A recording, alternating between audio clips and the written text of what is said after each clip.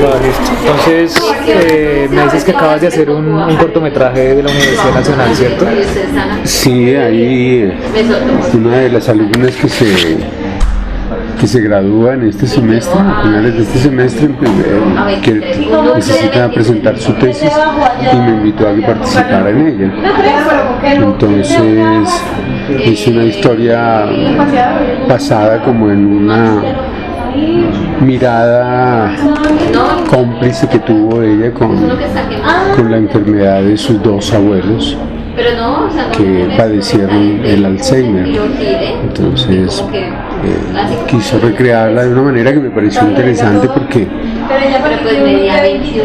siendo esta una enfermedad que conlleva al ser humano a un deterioro tan lamentable, ella lo poetiza de algunas muy buenas formas, ¿no? ¿Y cómo te convocó? Creo que ella tenía ya unos referentes míos, a razón de que yo llevo mucho tiempo trabajando con la Universidad Nacional en este tipo de trabajos, no solo de tesis, sino de trabajos, por ejemplo, del taller de guión que la universidad ha ido implementando durante los 2 últimos años, creo. He participado ya como en 2 guiones de los que han salido de este taller, y como son socializados en la universidad y específicamente en la Facultad de Cine y Televisión, pues hay una referencia directa del trabajo que yo hago. ¿Es un taller de guión que es parte de una materia de la escuela de cine o es un taller de guión que dan en otra parte? No, es un taller que hay dentro de la carrera de cine y televisión. Ah, ok. Sí. Y, bueno, hablando de guión, hay una pregunta que siempre me gustaría hacerle a todos los actores es si te gustan todos los guiones de todas las películas en las que has actuado, o hay películas donde tú dices el guión es horrible pero me interesa el personaje, o me están pagando bien. O sea, yo siempre he pensado como a los actores les gustan los guiones de todo lo que hacen. Necesariamente tiene que gustarle a uno para hacerlo. Eventualmente hay algunos guiones que no son tan atractivos para uno, pero digamos que la propuesta o la posibilidad mejor que esto determina de un posible contacto más adelante para hacer algo mejor puede ser un motivante para decir me parece. Sin embargo, uno no se va como tan a la ciega, y específicamente puedo decir esto con una película que vinieron a hacer aquí bajo la dirección de un mexicano. A mí no me gustaba mucho la idea de trabajar con un mexicano, máxime tocando un tema tan álgido como el nuestro, como la violencia. ¿Cuál película? La Milagrosa. ¿No? Entonces el guión era un poco ostentoso, muy lejano de nuestra realidad, clichésudo, y eso me frenaba un poco. Sin embargo, accedí con el compromiso con el director y con el guionista, que sí era colombiano, de poder regular esta visión digamos, de la subversión en Colombia, ¿no? O sea, de reescribir, básicamente. Básicamente de reescribir durante el rodaje. Como de eliminar algunas cosas, alimentar otras, y eso, y me parece que fue asertivo eso, ¿no? Lamentablemente la película no tuvo un eco, digamos, importante, pero creo que fue básicamente por alguna soberbia que se hizo manifiesta de parte del director mexicano. Entonces, obviamente, toda la comunidad cinematográfica colombiana pues le dio la espalda, y por tanto, pues los distribuidores. Además que hubo una especie de maniqueísmo también de la película, ¿no? Un maniqueísmo que fue desagradable, y es que lo quisieron mostrar como que nosotros estábamos juzgando un poco la condición del movimiento guerrillero en Colombia, cuando realmente el guión, y el guión lo dice por sí mismo, el guión lo que básicamente buscaba era decir el conflicto es conflicto y no le podemos dar la espalda, y aquellos que están inmersos en el conflicto son seres humanos y también son colombianos. independientemente que estén del otro lado, ¿no? Entonces, y eso lo habla muy bien la película, finalmente.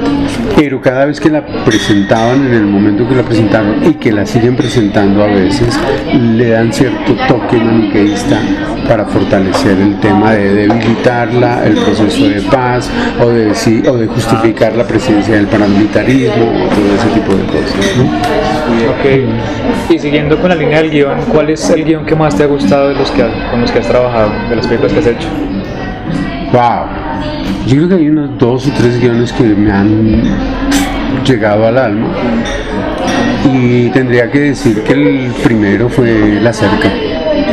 Okay. La Cerca es un guión que yo adoro desde el primer instante en que lo leí y lo seguiría adorando por mucho tiempo, en silencio, hasta el momento en que le llegue el reconocimiento que se merece la Cerca, ¿no? ¿No crees que no lo ha recibido todavía? Yo creo que no lo ha recibido todavía. ¿Y cuál sería ese reconocimiento que se merece? Porque estuvo en Cannes, es un corto mítico. De acuerdo. A nivel internacional está muy bien reconocido, pero a nivel interno no. O sea, nunca se ha hablado a profundidad de qué significa La Cerca en el contexto colombiano y en el contexto de la época en que nosotros lo hicimos. ¿Eso fue en qué año? ¿Como 2007? Eso fue en el 2004, 2005. Que finalmente se estrenó como el 2004 o 2005, no recuerdo muy bien, pero nosotros hicimos esa película porque fue una película. Sí, y ese corto tiene muchísima importancia para mí desde varios puntos de vista, desde el punto de vista de realización, desde el punto de vista historia, documento histórico, y desde el punto de vista de realización de equipo o de conformación de equipo. Primero, el corto se hace en 35 milímetros. Segundo, hizo una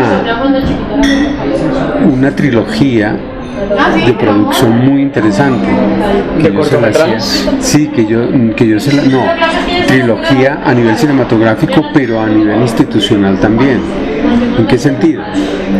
El guionista y director era de la Nacional, el productor de la Javeriana y el fotógrafo de Unitec.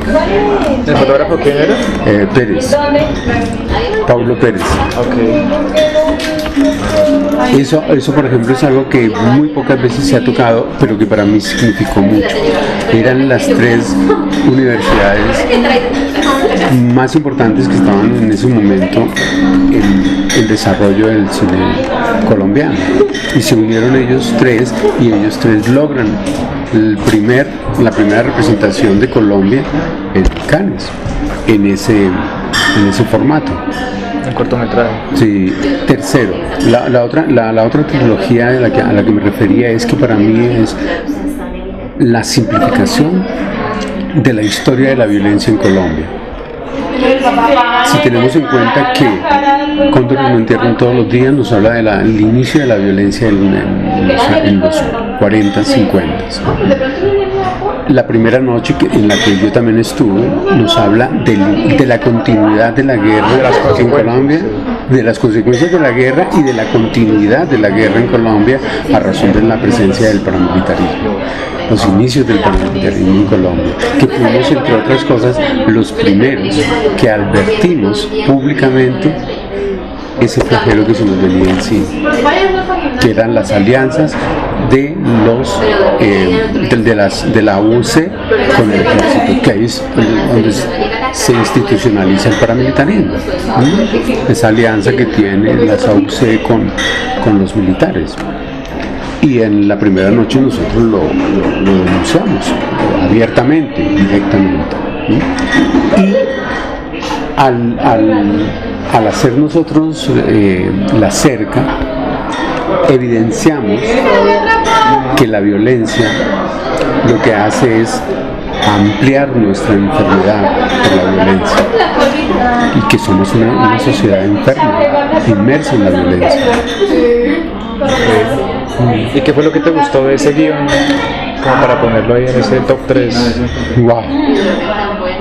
básicamente eso, que cierra muy bien esa trilogía.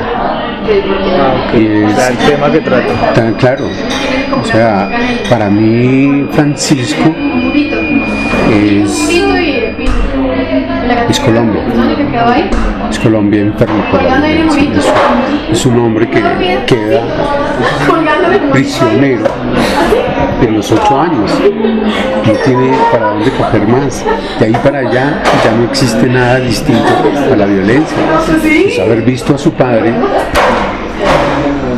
y noche tras noche llevando cuerpos semi-muertos y descuartizándolos ahí en el patio, ¿para dónde más coge este niño? Okay. Por eso vienen todas sus alucinaciones de querer asesinar a su padre, ¿no? Porque le parece lo más normal. Sí. ¿Y cómo llegas a ese proyecto? ¿Cómo te contactan? Es una cosa bien curiosa, ese fenómeno de llegar a la cerca es bien particular porque me contaban después que Rubén a escondidas un poco con diferentes miembros del equipo que ya había empezado a trabajar como 2 meses antes de que me convocaran a mí, les manifestaba como cierta inconformidad, cierta inseguridad de irse con los actores que en ese momento ya tenía vistos. O sea, ¿tú no fuiste la primera opción? No. ¿Y podemos saber quién era la primera opción? No, yo tampoco lo supe y no he puesto ningún empeño por querer saberlo. Me parece que de pronto es un poco de irrespeto con la persona que... Sí, tal vez. Sí, entonces he sido un poco cauto con ese tema. Pero lo que sí es cierto es que esta preocupación de Rubén empezó a generar preocupación también en parte del equipo, entre esos a Paulo Pérez, y con Paulo Pérez yo había tenido una experiencia muy cercana, como unos 6 o 7 años atrás, o tal vez más, con otra tesis que habíamos hecho aquí de la Nacional, con Felipe Solarte, y habíamos ido a Pasto a hacer un cortometraje. A él le gustó mi trabajo, a Paulo, y hubo un momento donde me tomó una foto que yo me pegaba a las rejas de una prisión y el gesto quedó muy particular, y él andaba con esa foto como en su billetera, como una mara. Después me dijo que para él era como una muleta. Y viendo la preocupación de Rubén, llegó una noche y le dijo: le tengo al actor que necesitas. Y sacó la foto y se la mostró. Ah, la foto de esa otra. Sí.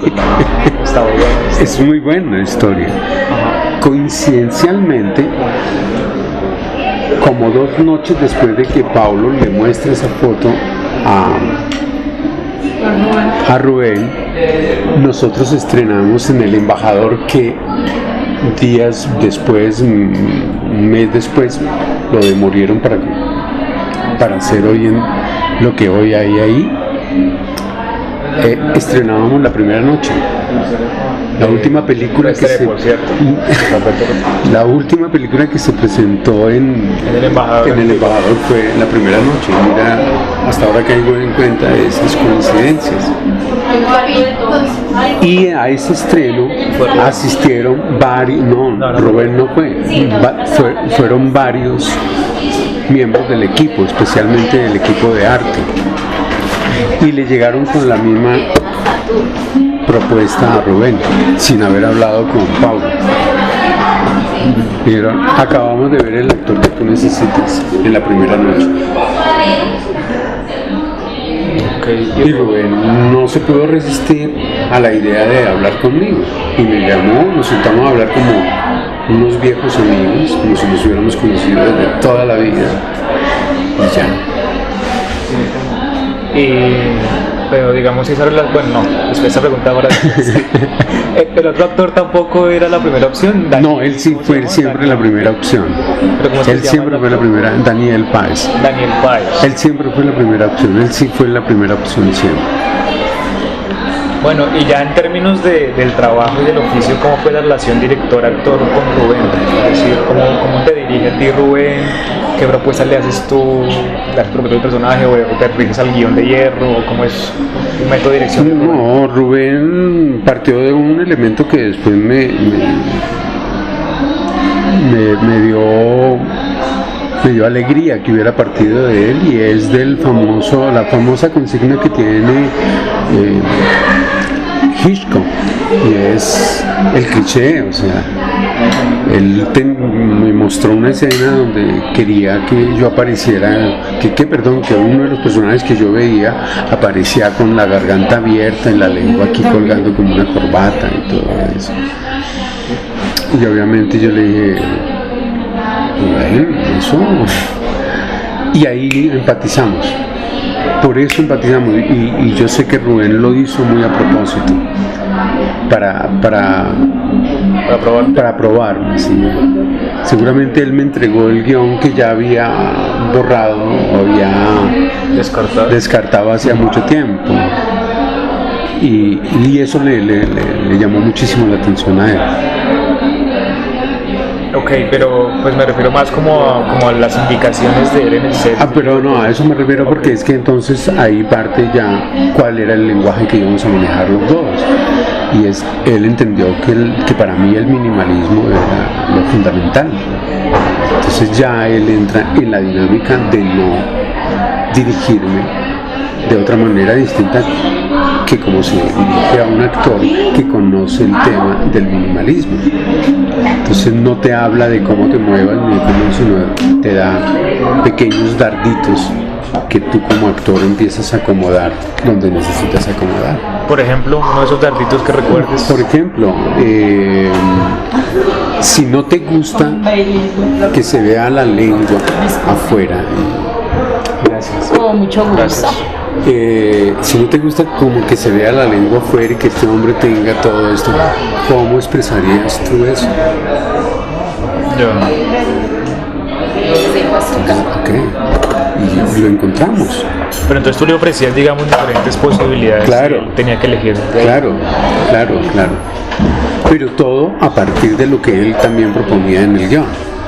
Sí, obvio. Sin ningún desvirtuamiento de eso, ¿no? Totalmente ligado a lo que él estaba buscando. Y eso es uno de mis necesidades como actor, y es que antes de entrar a proponer o a cuestionar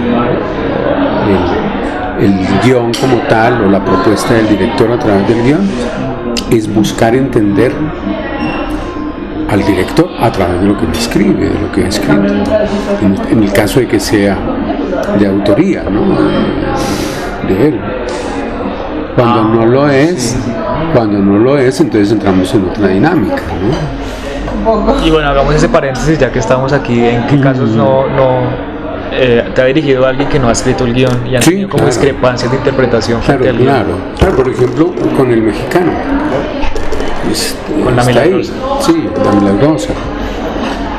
O sea, el autor pues estaba protagonizando, entonces era un muchacho joven, con muchas ganas de triunfar, de ser, a lo cual no tiene pleno derecho, pero muy inexperto y muy ambicioso también, ¿no? Y el mexicano pues un poco también alimentando esto, porque él quería ser un gran realizador también y veía en el muchacho una gran posibilidad de poder seguir haciendo incansablemente cine. Entonces había una cosa ahí malsana como equipo, y había por supuesto mucho cuestionamiento de parte mía cuando ya empezamos a entrar en el trabajo grueso, ¿no? De hecho hubo muchos problemas con el asistente de dirección, que era un excelente asistente de dirección, fue el mismo que asistió la primera noche. ¿Y qué tipo de problemas? Eso, el que el director de Mexicano siempre estaba buscando era como una cosa espectacular, un Rambo criollo, ¿no? Entonces, trabajar de esa manera era muy difícil para nosotros, entendiendo y doliéndonos nuestra realidad. Ok, bueno, volvamos a la cerca entonces. ¿Y tu relación con Daniel Páez cómo era? No, fue maravilloso, fue maravilloso. Rubén usó algo ahí que me pareció fantástico y al cual yo me presté con toda claridad y con toda confianza, y es que él me decía: yo no quiero que trabajemos tan en la mesa todos. Yo quiero trabajar por un lado con él y por otro lado conmigo, y en algún momento sí encontrarnos, pero encontrarnos en la acción, conociéndonos en la acción. Eso me pareció absolutamente fantástico, y de eso hay un video detrás de cámaras de la cerca, y es el momento donde nos conocemos con Páez. A él lo encerró en una habitación similar a esta, y de un momento a otro yo le golpeé. Y yo entré como Francisco. Y él ya estaba. Y él no sabía. Yo no sé en qué lo había engañado Rubén, pero él no sabía que yo iba a entrar. Y como el personaje, además. Sí, como el personaje. Pero él no estaba. Desarrollamos una cosa muy bonita. Ahí quedó grabado. Tanto que aún me duele la nariz de un golpe que me dio y me hizo salir sangre. Pero lo que hicieron ahí fue improvisar, básicamente. Y nada de esa improvisación. Y el que llevaba la batuta era yo. Yo era el que lo tenía que llevar a él Y fue muy, muy interesante. Muy interesante. ¿Y esos elementos que surgieron ahí en esa improvisación no se implementaron en el guión definitivo o en la versión definitiva de la película? No, porque fundamentalmente lo que Rubén buscaba de este ejercicio era solidificar la relación mejor. El motivo de la ruptura de la comunicación entre padre e hijo. Okay. Pero obviamente que nosotros como actores, al no tener una información más amplia y a estar en automáticamente terminamos en situaciones muy similares a lo que habíamos leído en el guión. Era inevitable. Era inevitable. Como una versión alterna de la película, básicamente. Sí, como un paralelo ahí. Sí. Y digamos, ¿qué tan cierto hay? Pues supongo que hay mucho de cierto, pero quiero que tú me lo digas, que pues que tú eres mejor actor en la medida en que el otro actor también sea bueno y te dé material, digamos, en que te permita reaccionar. Totalmente cierto. Al menos para mí funciona. De pronto para otros actores el que el otro sea mejor lo puede anular, lo puede bloquear incluso, ¿no? A mí me pasa todo lo contrario. ¿Te alimenta? Sí, me alimenta, me dispara. Porque hay algo que para mí es fundamental, y es que lo que el otro actor diga realmente me afecta. Y no porque yo trabaje que me afecte, sino porque es real que el otro me está afectando. Digamos, más natural, en ese limbo de lo creativo, de lo artificial, de la ficción. Yo creo que la ficción tiene su propia verdad. Si esa propia verdad de la ficción no aparece, el actor se delata, la historia se pierde, los propósitos de la historia se diluyen. ¿Y qué casos has tenido donde no haya pasado eso, donde el otro actor no te haya dado lo suficiente y te haya tocado a ti acudir a otras herramientas para poder sobrevivir a la escena, digamos, si se puede mencionar? O casos donde también te hayas sentido satisfecho con la Yo creo que son muchos los momentos donde uno encuentra actores que no le dan. Son más los momentos donde pasa eso, ¿cierto? Son más los momentos. Entonces tú tienes obligatoriamente que salvarte tú. Entonces ahí es donde el trabajo digamos, del nacimiento del actor en el teatro empieza a tener fundamento. Porque tú en el teatro recurres mucho a eso. a hacer tu propio universo, a construir tu propia, digamos, tu propio contexto, etcétera, etcétera, ¿no? Y en teatro, pues, en cine ya le queda a uno la misma opción, en chiquitico, pero es la misma opción. Por ejemplo, tú tienes que decir tu texto fuera de cámara para que el otro actor lo reciba y tú tienes la posibilidad de decirle: no te preocupes, no te esfuerces en darme el texto ni nada, yo hago la recreación del que recibo el texto, obviamente me sé los contenidos de ese texto y yo los hago internamente, y lo que trabajo es para la cámara. Entonces uno va aprendiendo esos clics y es relativamente interesante esa parte del actor, ¿no? Bien, ¿y cómo te llevas, digamos, con el mundo cinematográfico, donde hay que repetir tanto y donde de pronto tú haces una muy buena actuación, pero de pronto el fallo es por luz o por sonido, por cosas que no tienen que ver contigo? ¿Cómo te llevas como con ese mundo que es, o sea, donde hay más elementos que juegan en el cine además de tu interpretación? Yo creo que no deja de molestar eso. Sí. Por supuesto, porque tú te la estás jugando toda. Y de hecho pasó en este último corto, y me parece fantástico que hagas esa pregunta, porque yo he tenido la gran fortuna de haber hecho cine en celuloide, donde el rigor en el set es total. Imagínate tú tirando un plano en 35 milímetros hace 7, 8 años. Claro. Es un cojonal de plata. Entonces todo el mundo está en sintonía para que todo salga bien en el momento en que tú dices acción. Hoy en día eso se ha perdido mucho. Sí, pero... Entonces, por ejemplo, yo tuve que repetir 2 escenas porque hubo un error de script, que no llevaba la ruana y la tenía que llevar porque no tenía... En la cerca. No, digo yo en este corto. Y así ha pasado en otros muchos trabajos después de la cerca. Y eso es frustrante.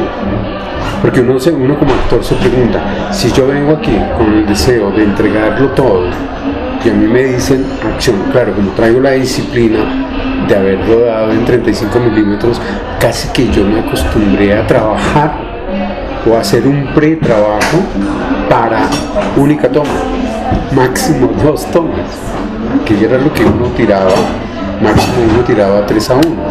Sí. Hoy tú tienes la posibilidad de hacerlo 10 veces, 20 veces, ¿sí? Pero lo lamentable para uno es que cuando tú lo haces y el error es del otro lado, no porque sea humano como tal, sino porque es una negligencia, Claro. ya es desesperante. ¿Y cómo lidias con eso? No, pues decir uno, ok, ¿Te vas del set? No, no, o sea, pues obviamente hablo con dirección, con asistencia, pero sí, es un poco molesto. Ahora, cuando está dentro de lo normal, pues de modo, está dentro de lo normal, fantástico, o sea, hay que hacerlo y lo hacemos, y lo vamos a hacer mejor, y vamos a apuntarle a hacerlo mejor, ¿no? Sí, y digamos con los rodajes que se retrasan, por ejemplo, que te citan a las 7 de la mañana y es la 1 de la tarde y no han empezado a rodar, ahí, ¿qué pasa? Yo no tengo problema con eso. No, yo no tengo problema con eso. O sea, para mí es absolutamente comprensible. Ahora, lo que no me parece comprensible es que producción, sabiendo que va a haber un retraso, no tenga en cuenta al actor para que le informe con antelación y decirle, mira, nos está pasando esto y esto, sencillamente puedes descansar 2 horas, 1 hora más en tu habitación, y nosotros te venimos y te buscamos para que no te vayas a enfriar y a desesperar allá. Son 2 cosas distintas, ¿ves? Porque lastimosamente producción ha caído en el gran error de hacer que todo el equipo funcione de la misma manera.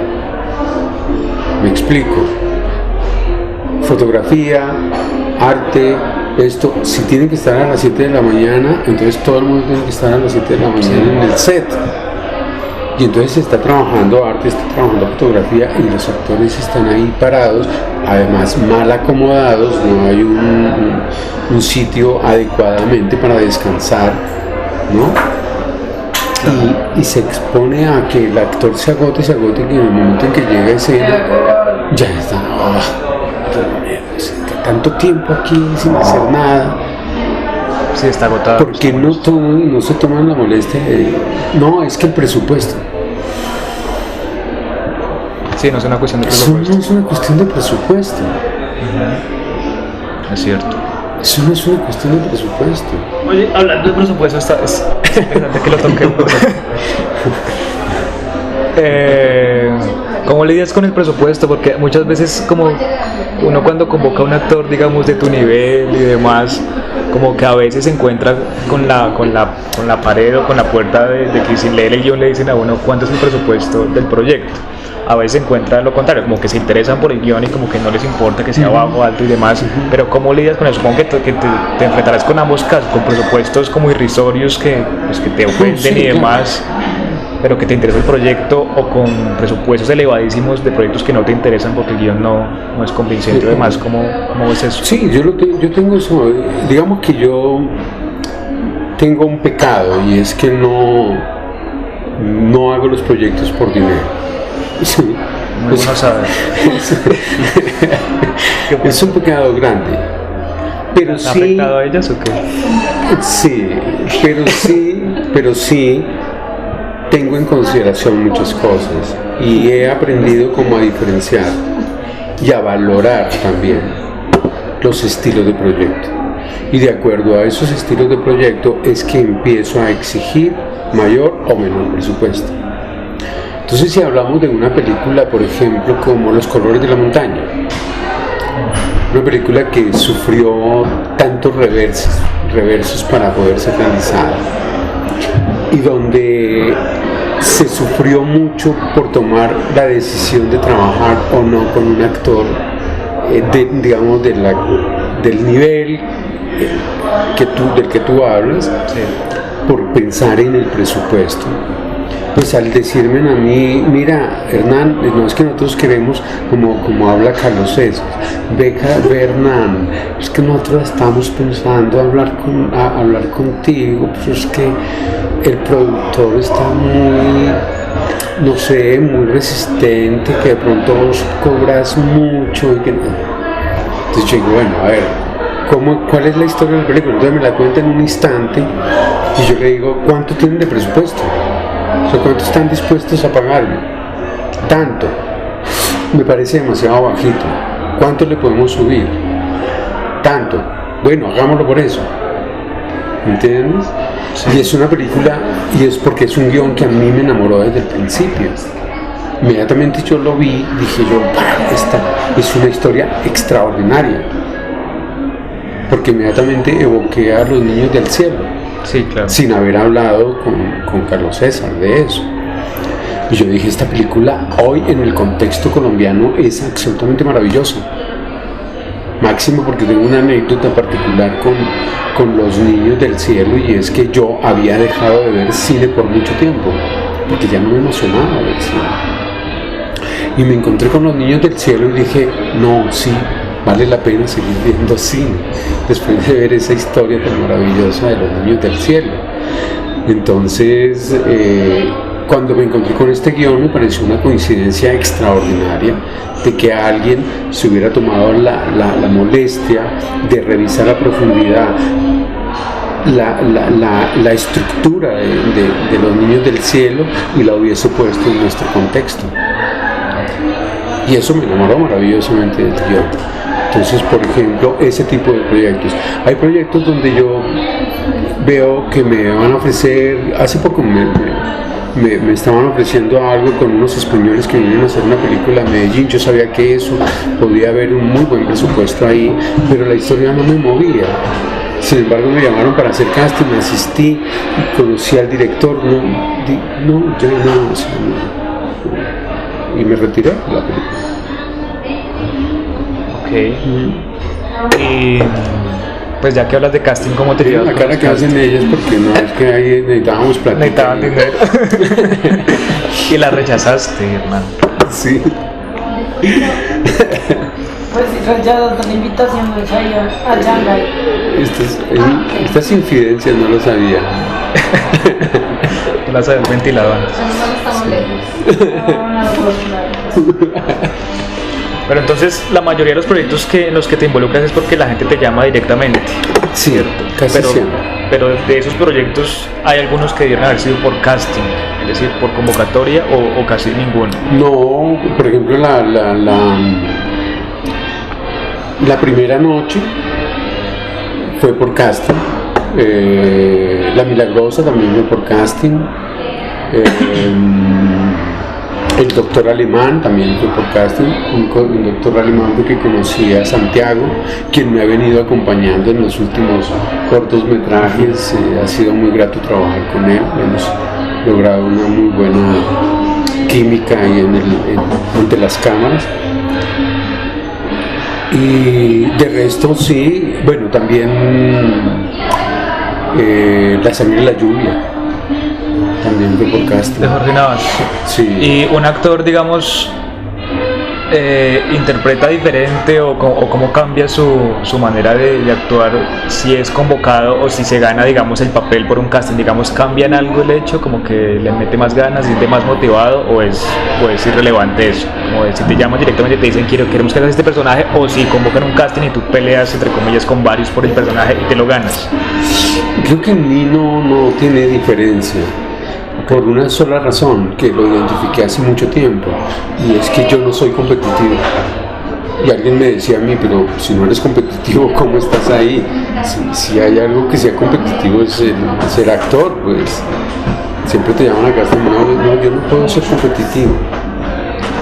Entonces, cuando yo voy a un casting, no voy con la pretensión de que ese personaje tenga que ser para mí.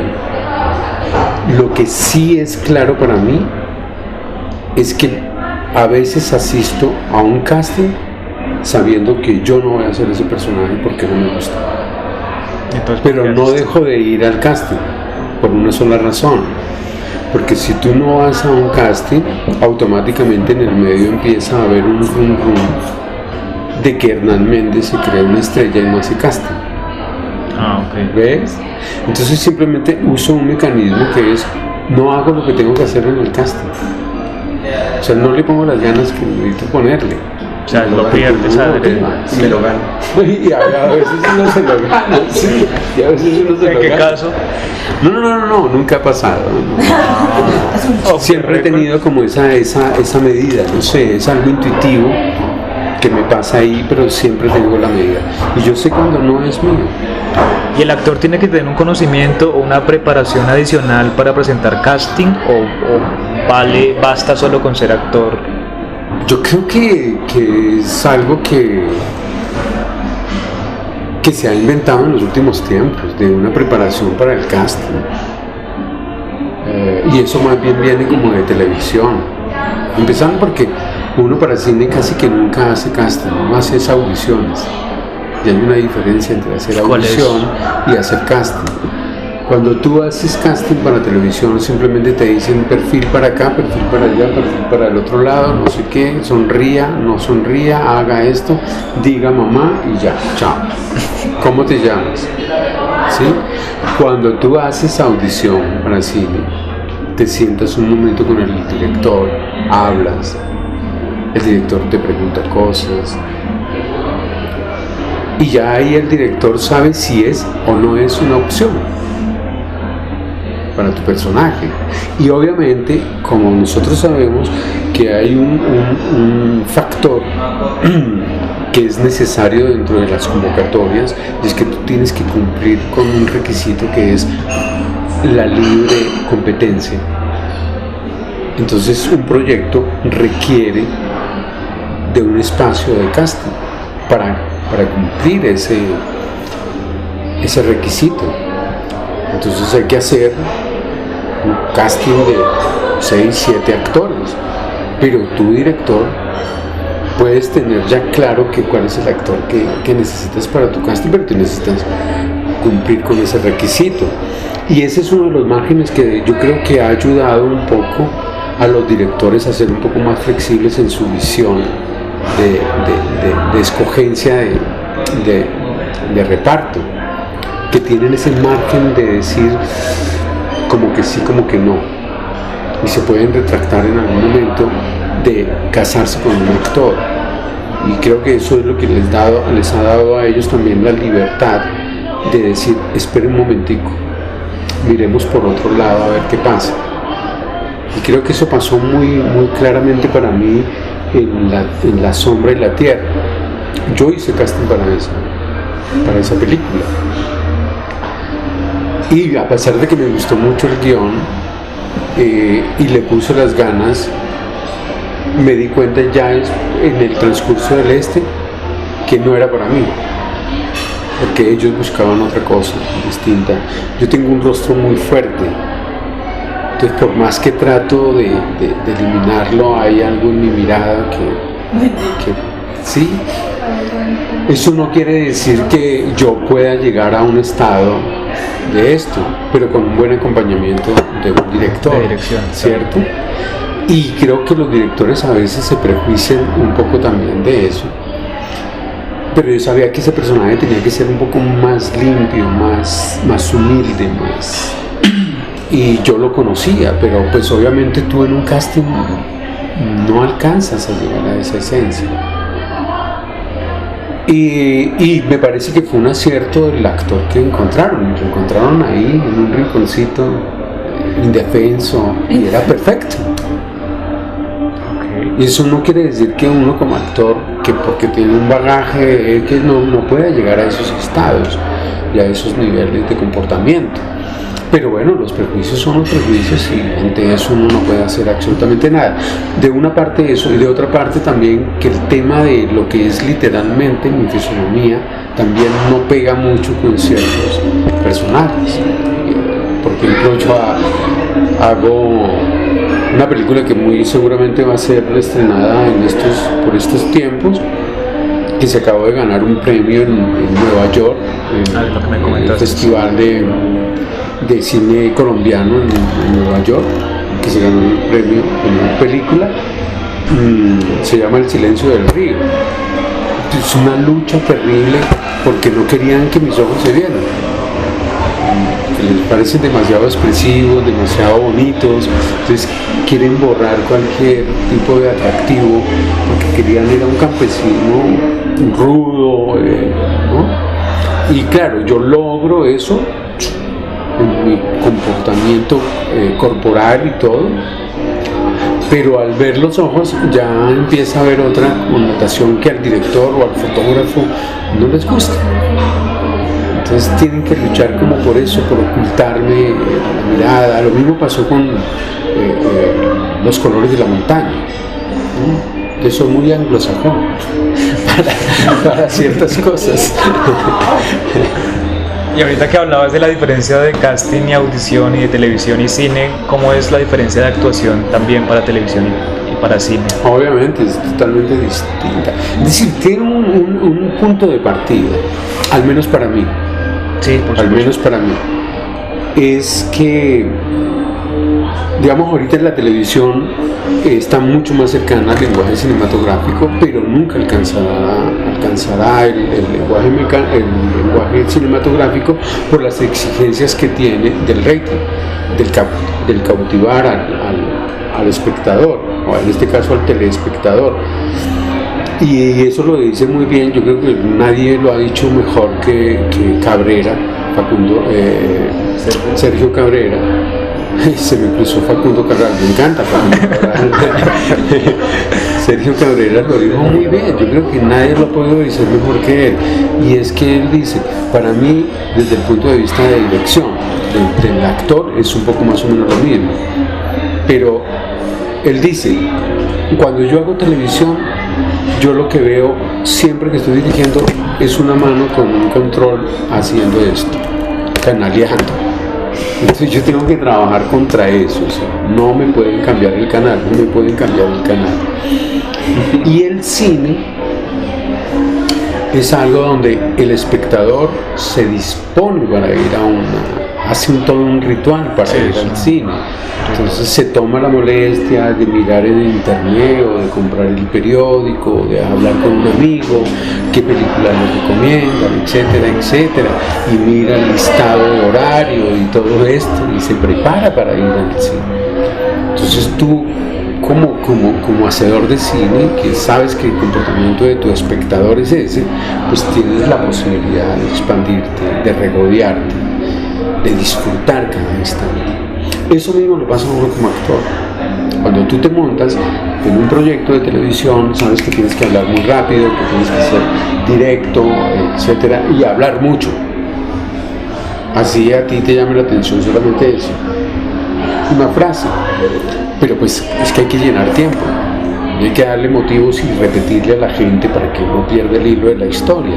Entonces tienes que tomar un ritmo distinto, solamente eso, ¿no? Y no darte tantos espacios de reflexión, no debe importar mucho la atmósfera, no, nada de eso, ¿no? Y la metáfora no existe en televisión, entonces no tienes que ponerte a desmenuzar ni el guión, ni el personaje, ni nada de eso. Lo minimalista tampoco. Sin embargo, ¿cómo? Lo minimalista que te gusta tanto tampoco. A mí me fascina y yo en televisión lo hago. ¿Ah, sí? Claro, en la medida en que me den la oportunidad, yo lo hago. Si tengo que elevarlo un poquitico, lo elevo, porque sé que estoy haciendo televisión, pero en lo posible lo que hago es llamarle la atención un poco al espectador para entrar en la dinámica de Cabrera, de decirle, sí, tú tienes el control en la mano, pero yo tengo la posibilidad de persuadirte de que no lo cambies. Ese sería el reto mío como actor. Mira, aquí estoy para ti y estoy diciendo esto. Pero digamos, eso de Cabrera se cae cuando uno habla de House of Cards, de Los Soprano, de The Wire y de otras series. De acuerdo, pero digamos que Cabrera lo dice en un contexto donde la televisión no había tocado esos terrenos. Ya. ¿Cierto? Hacia de los 90 para atrás. Exacto, más o menos, sí. Yo recuerdo que esa entrevista él la dio como más o menos en los 94, algo así, 96. Ok, hay una cosa que dijiste ahorita respecto a como la diferencia entre rodar en cine y rodar en digital. Sí. Y es que hay algunos actores y algunos directores de actores que dicen que el digital les permite como otra experiencia de actuación en la medida en que pueden rodar todo el tiempo y no se está perdiendo tanto dinero, y en ese sentido el actor puede estar siempre en personaje y pueden salir muchas cosas en términos de improvisación, es decir, básicamente que el digital permite mayor espacio para la improvisación. Y que incluso a algunos actores les parece chévere porque pueden explorar más su personaje, pero a otros les molesta porque dicen como que no existe ese momento de corte de decir ya no soy el personaje, soy yo mismo otra vez. ¿Tú cómo experimentaste esos cambios de formato en términos de actuación? Digamos que yo me siento un poco más libre. ¿Con el digital? Con el digital, claro. O sea, yo me siento con un poquito más de libertad, indiscutiblemente. Y eso es una descarga en relación al cine, ¿entiendes? Porque tú tenías que encapsularte un poco en lo que ya habías trabajado en tu casa y como que el margen de improvisación era mínimo, casi nada. Cuando tú haces digital ya dices, bueno, ok, qué bueno porque ya no tengo esa presión encima de que si me equivoco, todo el mundo me mira así como... Claro. Todavía existe eso, pero ya es más liviano, ¿no? Es más liviano. Y si uno siente un gran alivio, se relaja un poco más, juega un poco más en el set, uno se permite como ciertos charrasquillos, etcétera, etcétera. Antes el cine era más complejo. Unos Chascarrillos, sí.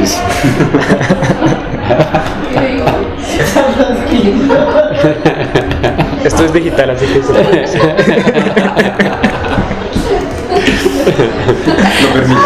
Lo permite, sí. Es que yo siempre he pensado como que ese sonido de la claqueta o esa acción es de alguna manera como el perro de Pavlov, ¿no? Como darle ahí como una indicación al actor para que sea otro y luego corte y es otro. Totalmente. Pero hay actores que sin embargo manejan otro método y es que son el personaje durante mucho tiempo, así digan acción, corte, siguen en situación. ¿Tú qué tipo de actor eres? ¿El perro de Pavlov o el otro? Yo pienso que tengo una mezcla de los dos, ¿no? Y depende del nivel de responsabilidad que asuma con uno u otro personaje. Y eso no lo determino yo, sino lo determina el personaje. Me explico.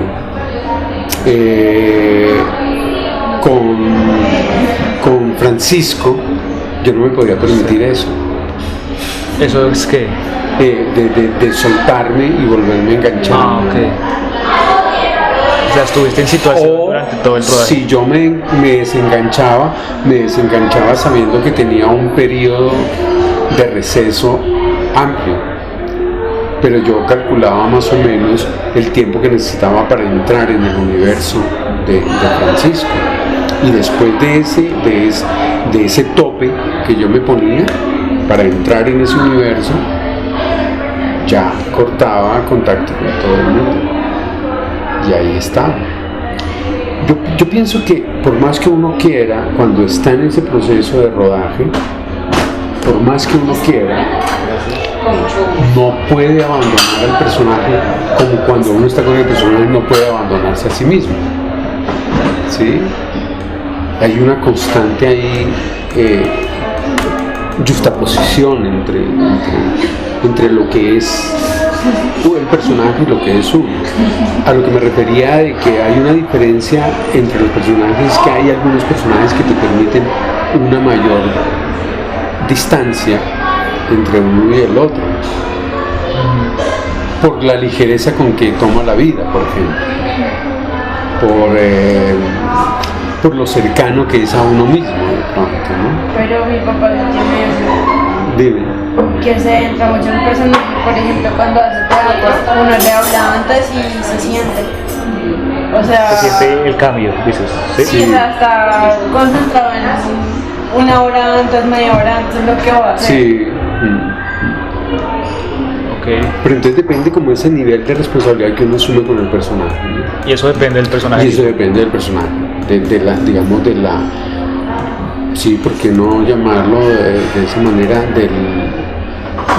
como iba a decir algo pero se me fue, pero depende como de la visión de lo psicorrígido que pueda ser o no, del nivel de psicorrigidez que pueda tener o no el personaje. Okay. Y un personaje, digamos, que haya sido tu relación con él opuesta a tu relación con Francisco, donde hayas podido salir fácilmente del personaje y desenganchar, como tú dices. Por ejemplo, el Chino Medina, el personaje de La Milagrosa. Sí, yo no sabía que era un hombre frío, tan calculador.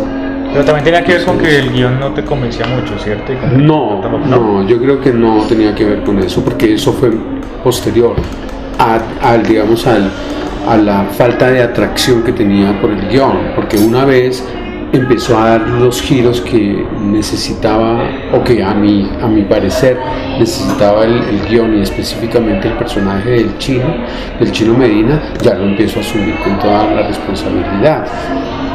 Pero también sabía que en mí ya había recreado suficientemente ese tipo de comportamiento, digamos, en trabajos anteriores que había hecho en televisión o en otros cortos. Entonces como que era algo ya que esquemático ahí, que no requería una mayor atención, ¿no? Okay. Sin embargo, hubo una cosa muy particular que sucedió, y es que al Chino Medina le molestó muchísimo que fueran muy evidentes en decir que él era un asesino de menores. Y recuerdo que entramos en una crisis con el director, una de las tantas crisis, pero creo que fue la más fuerte, y es en un momento donde me ponen o sea, supuestamente acabamos de ajusticiar a un guerrillero, un desertor, y el director quería evidenciar por todos los medios de que el Chino Medina era el que lo había hecho. Yo le decía, no. O sea, ¿por qué no le dejamos la ambigüedad al espectador de quién fue el que fue capaz de matar a uno? Sabemos que fue un miembro de la guerrilla, pero no le demos al espectador la evidencia de que fue él y no otro el que disparó, incluso incluyendo al bueno de la guerrilla. ¿Sí? ¿Y ese tipo de tensiones se dan muy frecuentemente o Sí, solo en ese caso? conmigo sí se dan mucho. ¿Sí? Sí. ¿En qué otros casos se Sí, ha porque yo presentado? lo manejo, siempre manejo eso, o sea, siempre voy al choque con los directores en ese aspecto. En que tu personaje no haría X cosa. Exacto. O O sea, si lo haría, ¿cómo lo haría? O en matices. O en matices y todo eso. ¿Con Rubén tuviste eso? No, con Rubén no tuvimos nunca ese roce. O sea, siempre estuvieron Siempre sintonizados. tuvimos esto. Él fue muy respetuoso conmigo y yo fui muy respetuoso con él. Incluso encontramos unos canales de comunicación más allá digamos, de lo formal, como fue el sentirse perdido, decir, yo no sé cómo resolver esta escena. ¿Cómo la resolvería Francisco? Entonces, no sé, yo tampoco lo sé, pero busquémosla y ¡bum! Y aparecía.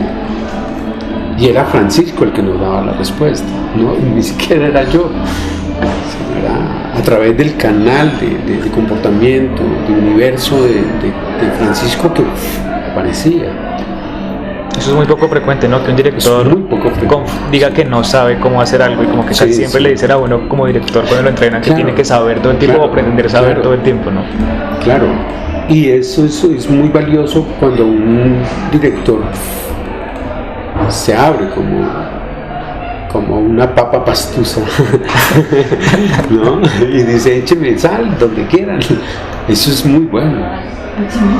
Y en ese sentido, ¿a ti cómo te gusta que te dirijan o a qué tipo de indicaciones respondes mejor? Perdóname, me distrajeron.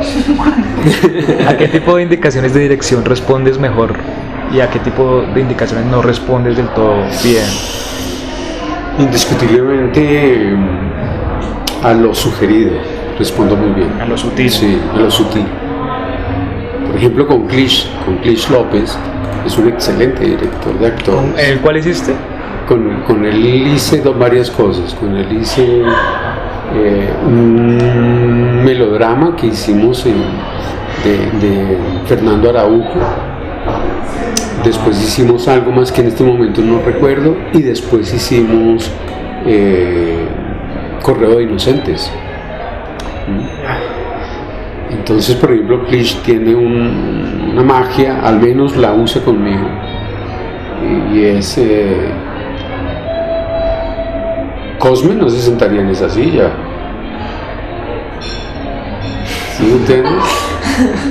Entonces, claro, yo inmediatamente, porque ya habíamos como sugerido que Cosme podía ser un hombre muy voluminoso. Entonces, la silla en que yo me senté en ese momento era muy frágil. Entonces inmediatamente, claro, entonces, o sea, inmediatamente me impulsa por dentro y me pone activo a comportarme como Cosme.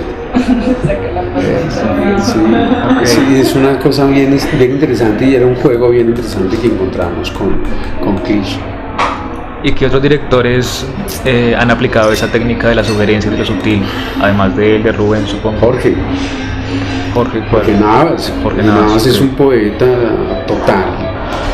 en el tema visual, pero que lo traslada con mucha propiedad al actor. ¿Qué tipo de indicaciones recuerdas de...? Con Hopkins no hubo unas indicaciones directas, sino que con él tuvimos algo que fue maravilloso hacer, y es conversar mucho, reunirnos los cuatro, sí, porque era el que manejaba, el Mark Iver y yo, que íbamos en la camioneta. La chica que iba con nosotros termina siendo una actriz de Santa Fe, o sea, una prostituta. Entonces nos reuníamos en la camioneta antes de hacer la escena y hablábamos de cosas, y él permitía que le diéramos la vuelta a cosas, o sea, entonces yo no, por ejemplo, él me decía, ¿y el teniente qué piensa de eso? Entonces, pum, el teniente hablaba, y era el teniente el que también resolvía eso, ¿no? Y él decía, sí, pero tal cosa. Entonces, ok, entonces el teniente tenía que cambiar su punto de vista, y eso fue muy interesante. ¿Y nunca te ha pasado que sientes que durante el proceso del rodaje como que la relación es muy fluida, sientes que el director te da indicaciones que te gustan, pero que después cuando ves el resultado final no te gusta lo que ves, es decir, que el proceso no se corresponde con el resultado a pesar de que lo disfrutaste y estuvo bien? Claro, pero yo finalmente aprendí, eso me pasó muy al principio de empezar a hacer cine, pero después entendí que hay otra parte en la cual ni el actor ni el director tienen una mayor posibilidad de incidir, que es la edición. Que la edición es una cosa absolutamente maravillosa, que puede perfectamente mejorar el ritmo y el contenido de una película, como también lo puede dañar, y hay una autonomía allí a la cual tú no tienes acceso. Entonces tú pudiste haber sentido que el mejor momento de tu personaje fue allí, pero por alguna razón no fue posible instalarla ahí. Entonces ya ese choque, que en principio me generó algunas digamos, estrenos de algunas películas donde sí me alcancé a chocar por ese tipo de cosas, ya se diluyó porque empecé a comprender esa parte. Ok, tenía otra pregunta. Y eso indiscutiblemente lo alivia a uno mucho porque no se tortura. Sí, es cierto. Sí. O sea que ya te relajas mejor. Sí, claro.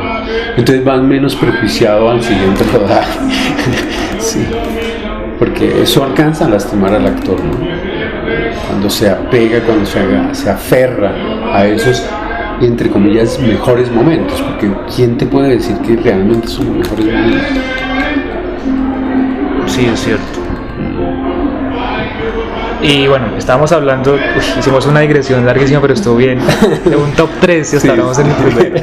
¿Quieres que hagamos una pausa para los siguientes o estás bien de tiempo? Yo estoy bien, esto me preocupan son ellos que ¿Ustedes también? ¿no? No, yo no estoy cansada, pero tengo que preparar un debate para mañana. Bueno, no importa, ya ahorita lo armamos. Bueno, Alejandra está estudiando Historia del Arte. Laura igualmente tiene que ver con el arte, es bióloga. Y desde cierto ángulo ella tiene que ver con el arte. Sí, claro. Segunda película en este top 3 de mejores guiones, después de La Cerca. ¿Cuál iría? Indiscutiblemente Los colores de la montaña. Parece que es un excelente guión. Y a mí me gusta mucho, pero mucho, el guión de La sangre y la lluvia. El guión de La sangre y la lluvia. Que tampoco ha tenido el reconocimiento que se merece. Muy Abel Ferrara ese guión, ¿no? Sí. Pues podemos Pero hablar. está lleno de unas sutilezas también, este largometraje, que a mí me fascina. Creo que ese cine es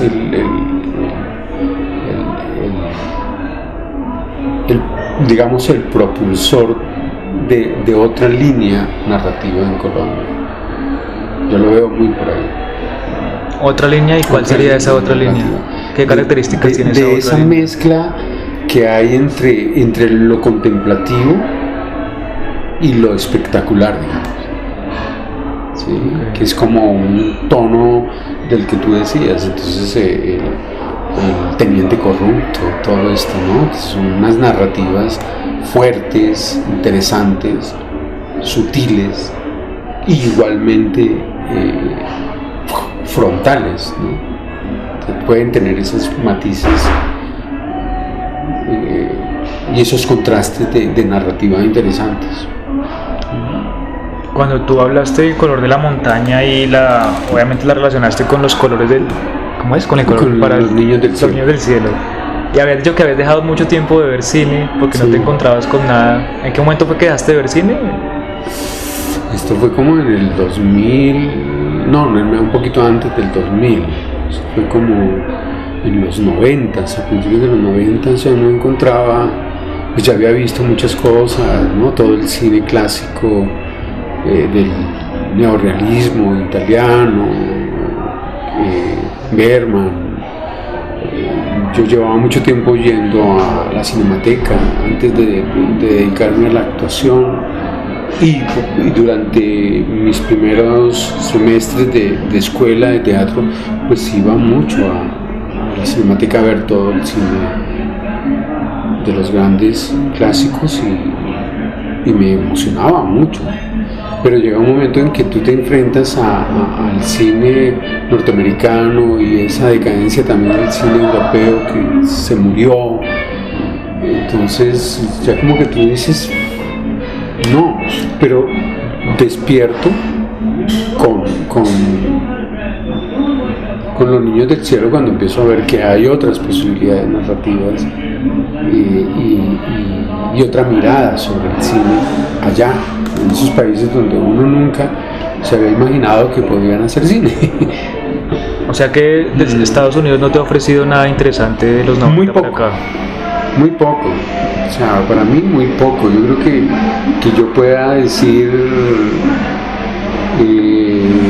que me haya atrapado. La última película que yo vi de cine independiente norteamericano fue a Sean Penn en El Retorno, o Camino sin Retorno se llama eso. No sé exactamente cómo lo Camino titulan, sin retorno. cómo lo titulan en inglés, pero yo lo conocí como Camino sin Retorno. Sean Penn hace un fugitivo allí que se encuentra en el desierto con un mundo de personajes extraordinarios. Es una película, yo no sé qué director es ese, si tú lo recuerdas. Yo no sé si es Oliver Stone o el que dirige esa película. Es que la verdad yo he visto muy poco a Oliver Stone. Sí. De hecho solo he visto el guión que escribió Tarantino, pero Natural Born Killers. Natural. Yo no sé, ¿tú no has visto esa película? No, no me suena de es nada. con esta mujer latina, mexicana. ¿Cuál? No, ¿Salma? no, López. Jennifer Lopez. Jennifer López. Con Jennifer Lopez y Sí. Jean Bett. Uy, qué raro. ¿No la has visto? No, no me suena de Entonces nada. debe ser que yo me la inventé. Creo que tú me estás diciendo. Uno de esos delirios que a veces me cogen de ver buen cine.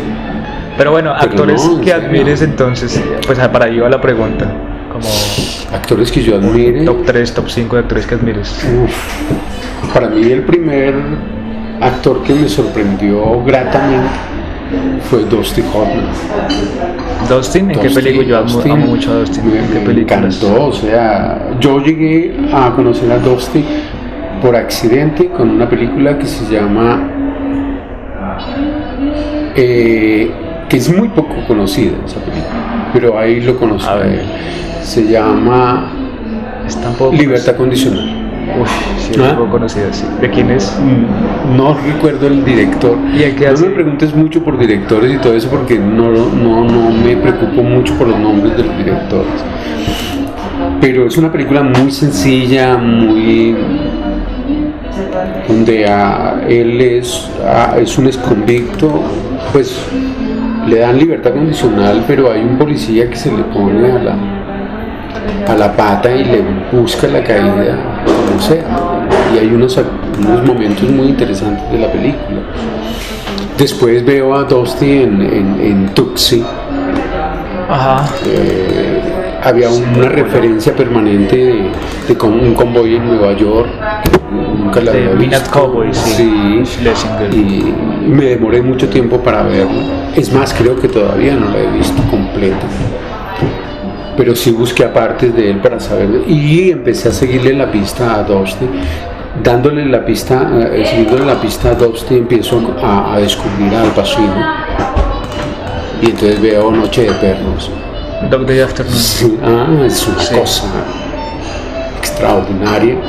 Pero espera, antes de que pasemos a Pacino, ¿viste Kramer vs. Kramer? De Robert Venter. Magistral. Y ahí, lo curioso de esa película es que Dustin Hoffman iba a figurar como co-guionista porque le hizo muchos aportes al guión de Benton, y a partir de improvisación como que reescribió en rodaje muchas cosas.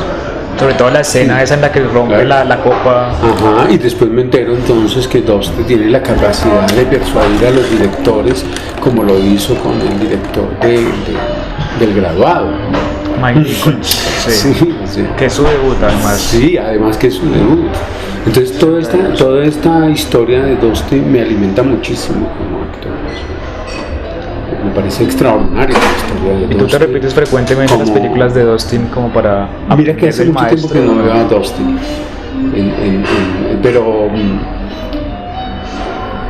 Pero en ese momento empecé a cautivarme, a dejarme cautivar mucho por el estilo y el trabajo de Dusty.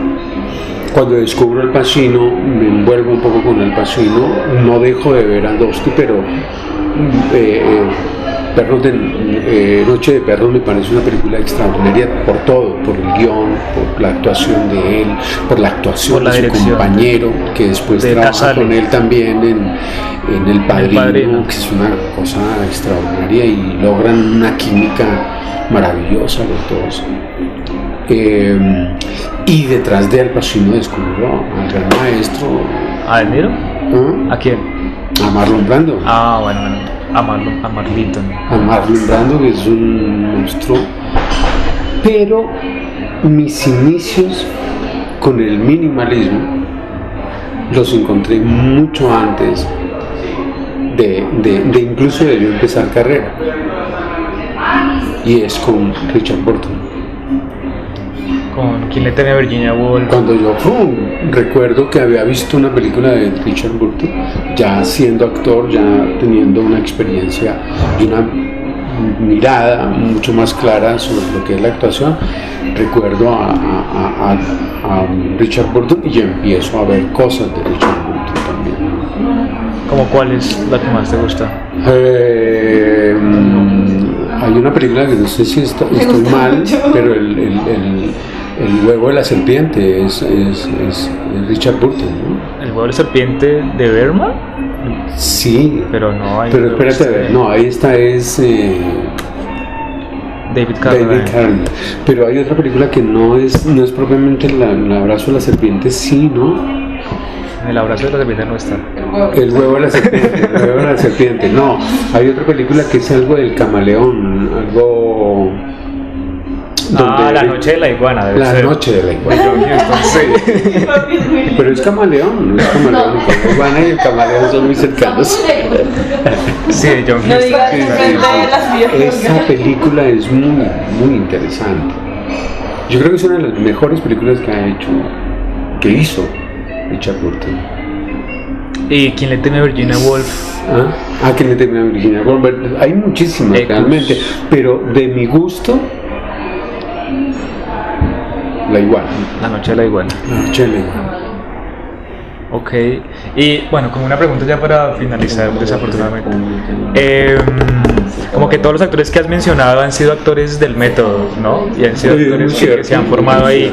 Pero digamos, ¿qué opinas pues, digamos, de un paradigma anterior en Hollywood, pues anterior de que llegara el método y se instaurara? Como por ejemplo alguien tipo Cary Grant o James Stewart o Gary Cooper, que no suelen ser reconocidos como grandes actores a pesar de que efectivamente tienen grandes interpretaciones, sino como que hay como una especie de monopolio de que solo los actores del método son buenos actores, cuando hay gente de otros paradigmas que igual ofrecen buenas interpretaciones y funcionan y son grandes. ¿Tú qué opinas como de ese monopolio, digamos, de mérito o de calidad que se le da al método? Yo creo que es perfectamente válido, ¿no? Y porque era un momento específico del cine norteamericano. Pero yo no le restaría importancia al método. No le da resto, pues quiero decir que por darle importancia al método no desconozcamos otras cosas. No, de acuerdo, pero sí me parece que había un cierto acartonamiento también en esas interpretaciones, que es lo que de alguna manera inmortaliza a un poco a Burton y después a Marlon Brando, ¿no? Que logran como romper ese acartonamiento en el que habían caído todos estos actores. Había una repetición de ciertas cosas, habían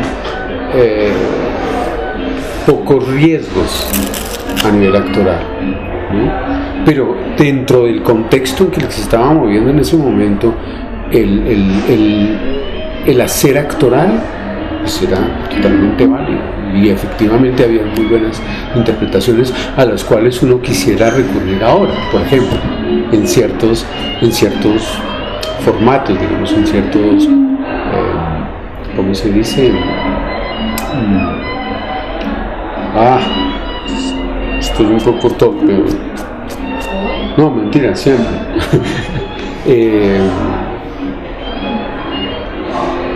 ¿Cómo se dice cuando hay comedia, no sé qué? ¿Registros? No, géneros. En ciertos géneros sería perfectamente válido, ¿no? Recurrir también a eso, a esas experiencias actorales que se manifestaron en ese momento.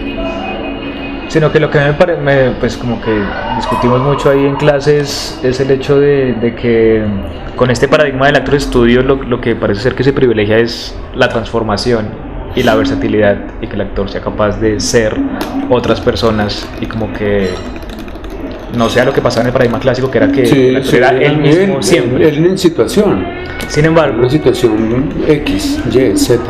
Uno identifica también que a pesar de que estos actores como Pacino, como Dustin Hoffman y como Marlon Brando, y con los que hemos mencionado, son capaces de transformarse, tienen ciertos rasgos, ciertos tics y ciertos elementos que evidencian que son ellos. Y que es su personalidad, y que evidentemente se repite en película tras película, que creo que y que uno los busca. Que creo que ahí es donde está lo interesante de eso, del actor estudio, es decir, de la presencia del actor estudio, y es que a partir del minimalismo se puede lograr una gran transformación, sin ocultar que se es el actor que se es. Y eso lo detecté yo muy temprano, y por eso me encantaba Dusty, porque él lo logra maravillosamente. Tanto que en mis principios de actuación teníamos una discusión profunda con un amigo actor, al cual se resistió siempre a no comprender o a no querer comprender ese planteamiento mío. Y es que yo le decía a él, ¿sabes qué es lo maravilloso de Dusty? Que no se ve diferente, sino que se siente diferente. Okay. Pero ¿cómo así explica eso, por favor? ¿Ves? Entonces, por ejemplo, tú ves a Dusty en Tuxi y lo ves en Perros de Paja. En Stray Dogs de Peckinpah, sí. ¿Sí? Cuando Dusty en Tuxi se comporta como el actor que está buscando una oportunidad, su ritmo es él. Es un hombre acelerado, es un hombre angustiado por esto, por lo otro. Y se le sienten los deseos de abrirse un espacio en su arte. Cuando tú lo ves en Perros de Paja, es el mismo Dusty, pero es un Dusty contenido, que cambia su ritmo, que cambia incluso su forma de respirar. Y eso lo hace inmediatamente al espectador, lo hace sentir otra atmósfera, una atmósfera totalmente distinta. Y también por la situación del entorno, Claro, que es un personaje que está en un pueblo que no conoce, está exacto, que hay un matemático temor, ahí. que hay una contención allí, porque hay una tensión, amenaza. alrededor, hay una amenaza constante. Y él lo maneja con una sutileza extraordinaria. Y se podría empezar a revisar todos los trabajos de Dostoyevsky y tú no dejas de saber que es Dostoyevsky. Puedo hacer Y lo una mismo, analogía. y lo mismo pasa con Al Pacino. Pero ese ritmo interno, esa mirada que viene de lo más profundo de su trabajo actoral, te hace saber que no es la misma persona. Ok, ¿tú qué ibas a decir? Nada, que iba a hacer una analogía. Adelante. Respecto a pues lo que yo estoy viendo en mi carrera, y es que es como un pintor. O sea, ustedes ven pinturas de un mismo pintor y saben que son el mismo, pero cada cuadro les refleja o les hace sentir algo diferente. Es como lo mismo. Claro. Esa Es una analogía muy interesante, muy apropiada la que hace. Porque finalmente uno lo que hace es un dibujo interno. Una pregunta final, espero que esta sí sea la final. Pues por ti, porque yo estoy encantado aquí hablando.